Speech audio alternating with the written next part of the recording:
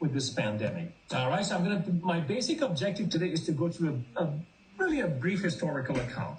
Point out the figures who made some really important contributions. I'll be leaving a ton of them out, but I'm going to focus on the major ones that are of interest to us. And whenever we're done with this lecture, we're done, all right?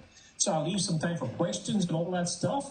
And by the way, so there have been a couple of emails regarding labs. So I talked about this on Monday. The syllabi is on there. Yes, we are having labs this week.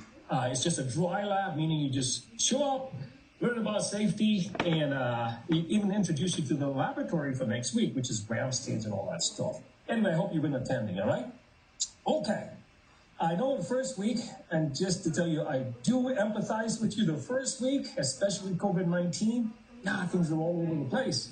And like I say, everything is tentative, but I try to communicate with you as soon as possible, even before the class started, to tell you this is how things are going.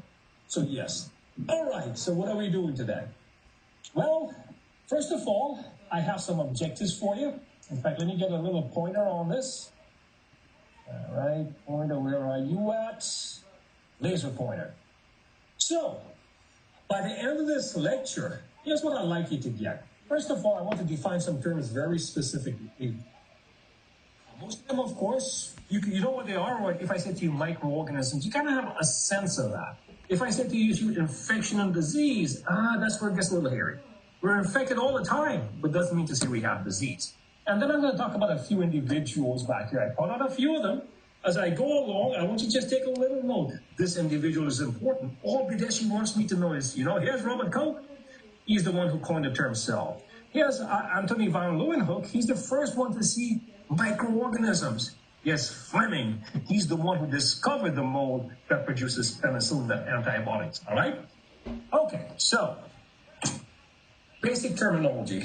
Microorganisms, or microbes as they're called. What's the definition of a microorganism? We kind of intuitively know it, but to put a more finer point on it, a microorganism or a microbe, it's basically an organism that's too small to be visualized by eyesight. In other words, we need something other than the eyes to actually see that organism. We're going to find out in chapter 3, which is the next lecture on Monday. By the way, there's no quiz on Monday. There'll be a quiz on Wednesday, and I'll alert you to that too.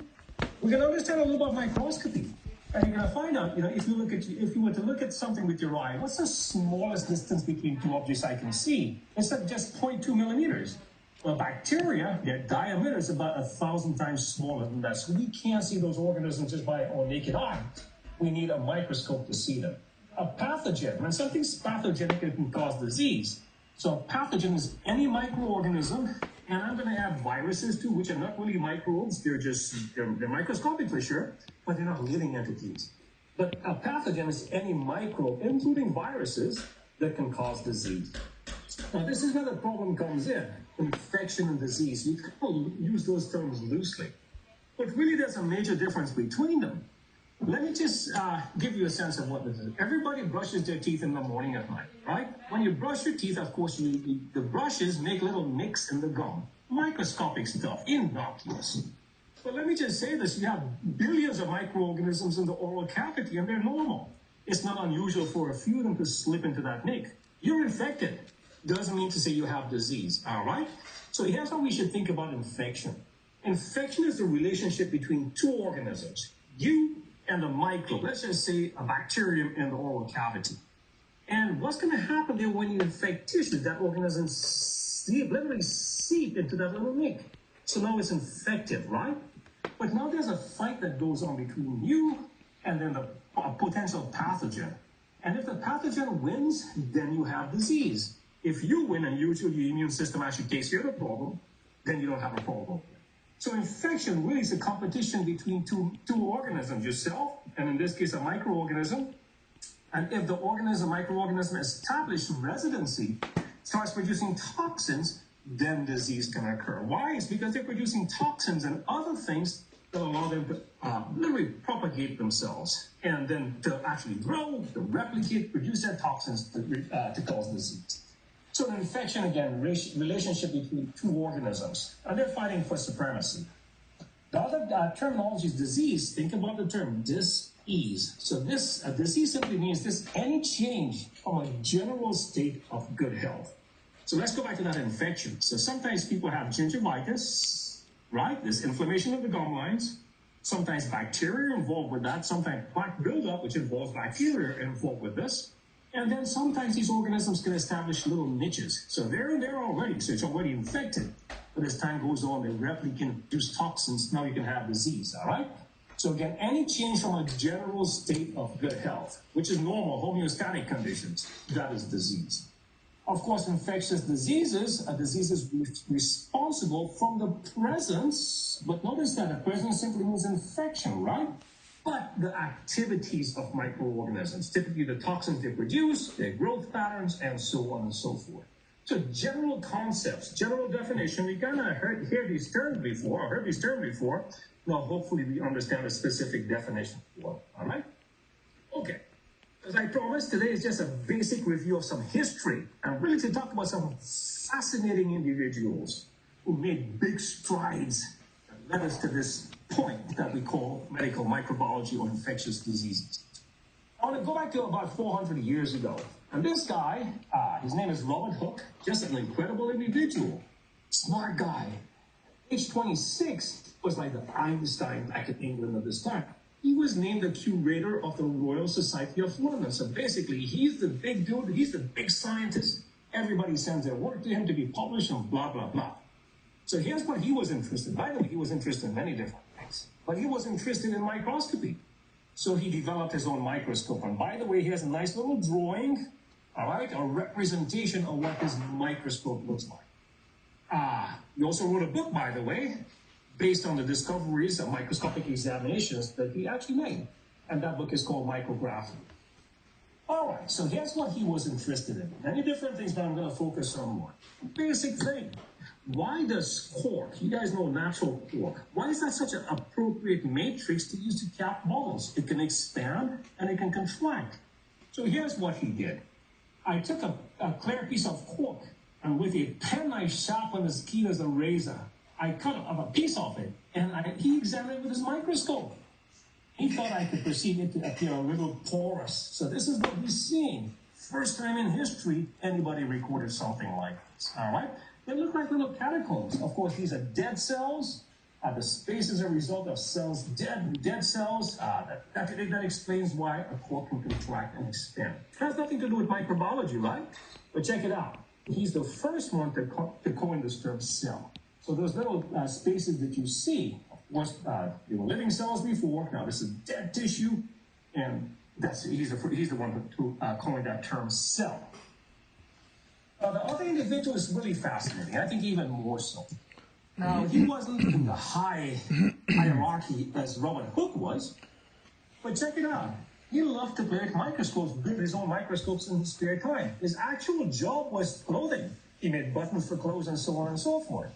But on the side, he messed with microscopes. And in fact, here's a nice little drawing or depiction of his microscope. It doesn't look anything like a microscope, right?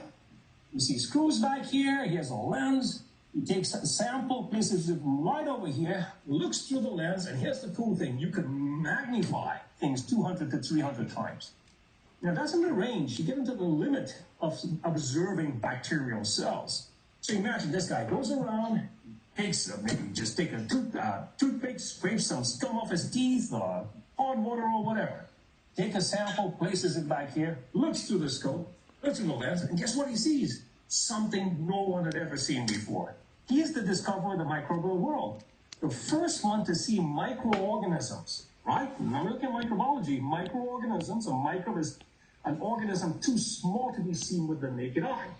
So he's the first one to describe what he saw. In fact, he has some pretty cool drawings. Of course, they didn't have cameras back then. Really cool drawings. You can even go back to some of his drawings and identify some of the species he looked at. So I love what he said here. So he's the discoverer of the microbial world, Anthony van Leeuwenhoek. These little things that were swimming about, he called them animalcules. All right? So this is what he said. These little animals were more than 1,000 times less than the eye of a full-grown mouse. So he sees millions of these things just swimming about in the sample. There are more animals living in the scum on the teeth of a man's mouth than there are men in the whole kingdom. So that tells you a whole lot. He's the first one to see these microorganisms, and it's just one floating by in a very small specimen. You have millions of these things just running about, flying about, moving. First one to see the microbial world. So he's the discoverer of the microbial world. Now, moving on around this time, a little later actually, there's this guy, his name is Edward Jenner. He's the father of vaccinations. I want you to remember this.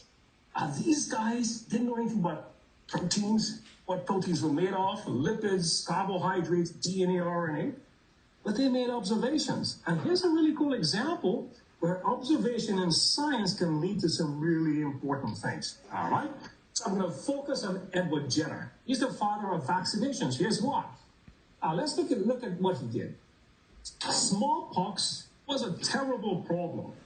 Worldwide, decimated populations, people did recover, but millions of people died throughout history because of something called smallpox. By the way, we don't have to deal with this disease anymore. In fact, there's only one disease on the planet that humanity has eradicated, and that is smallpox. The last case was in 1978 or 79. I'll tell you the story behind that, because of vaccinations, by the way. Nevertheless, there's an individual with smallpox that's called variola. That's another name for it. And again, it could be quite deadly, right? But here's what Jenner noticed way back in the late 18th century. He sees this. If you go to farms, there are cows that can be infected with a similar disease. That disease is called cowpox. So here's a cow, here's a cow. You can see these little pock marks on the skin, these lesions. But if you were to go close up, these lesions seep a fluid. That fluid, of course, is highly contagious to other cows. It doesn't cause much of a problem in humans. But here's where observation comes in pretty handy. He notices this. Edward Jenner says, you know what? Here's a smallpox epidemic, right? And here's a farm with animals that have cowpox. Not contagious to humans, doesn't cause much disease in humans, if any. But he notices this.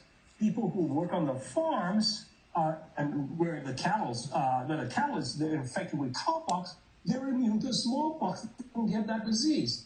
The reason why is because cowpox and smallpox are highly related viruses.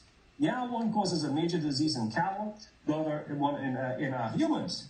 But nonetheless, you have cross-reactivity. In other words, you can have cross-immunity. So he knows this, he observes this, he doesn't know the basis for it, but you know what he did? He took herds of animals and inoculated them with cowpox virus. And then all the animals were affected, and they were seeping this fluid from their lesions. He literally walked the cattle to people's homes and to villages or whatever, right? Had the people touch the infected animal. And guess what? Smallpox case just decreased like crazy. So again, without even knowing the basis for this, he's the father of basically vaccinations, because he did this basic thing here. And again, saved millions of lives, all right? That disease still affected us up until the late 1970s. And again, I'm going to talk about that disease later on when we get to virology. All right. And again, here's a nice little write-up for you. If you're interested in reading about the history here, here's a little tidbit on Edward Jenner, the father of vaccinations. Now, of course, meanwhile, there are some other things that are going on. I'm not going to stress them. I'm going to point out the individuals I want you to know. So you're going to see lots of names and dates here. This is not a class in history. So I want to ask, I want to test you on dates, or even most of these individuals. So make a list. So far, here's what we talked about. We talked about Robert Hooke. We talked about Anthony van Leeuwenhoek. And then we just talked about Edward Jenner. So those three individuals so far, I want you to know a little tidbit about. Now, what had pervaded science for a long time, about 2,000 years, is something that was proposed by Aristotle. Now, Aristotle lived about 400 years before Christ. So, he did many different things, a great scientist. Most of the things he said turned out to be not true, but nonetheless a great scientist. One of the things he propagated was this concept of spontaneous generation, or abiogenesis. So what does this mean? You've probably heard the term before, spontaneous generation. Simply stated, here's what it means. There's something in nature that gets into matrix, like meat or whatever, and that thing creates life. Well, why did he come up with this hypothesis? All right, here's the reason why. He did some experiments like this. Take some meat, put it in an environment, comes back a couple of days, and there's maggots all over the place. Now imagine you're doing this experiment and every time you see the same result.